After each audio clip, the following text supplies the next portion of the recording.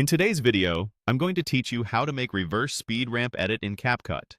By the end, you'll have a dramatic rewound motion effect accented with a punchy visual burst, perfect for highlights, transitions, or music-driven edits. Start by opening CapCut. Give it a second to load your workspace so the timeline, preview, and tools are ready. If you're on desktop or mobile, the layout may look slightly different, but the controls we'll use are in the same general places. Next, add your video. Import the clip you want to stylize and drop it onto the timeline. Pick a clip with a clear action, like a jump, a spin, or a quick camera move, because reverse speed ramps look best when there's a strong motion to play back in reverse. CapCut will usually match the project to your clip's resolution and frame rate automatically, which keeps things looking clean. With your clip selected on the timeline, click Reverse. You'll find the Reverse button in the editing toolbar when a clip is highlighted. This flips the playback direction, so the motion now unfolds backward. It's a simple switch, but it instantly creates that rewound energy. Keep in mind that audio is reversed too, which can sound unusual. That's normal for this kind of effect.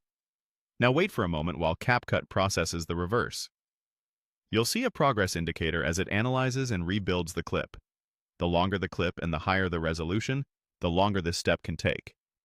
Try not to switch apps or stack edits during this part. Letting it finish cleanly helps prevent stutters later. Once the reverse is ready, click on Effects. You're looking for the Video Effects section, not Filters.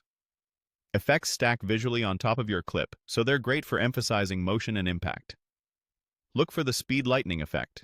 You can scroll categories or use the search field to find it quickly. When you locate Speed Lightning, apply it to the reversed clip and preview. This effect adds electric streaks and a burst of energy that pairs beautifully with the rewind. Tweak its duration so the strongest part lands right where the movement peaks in reverse.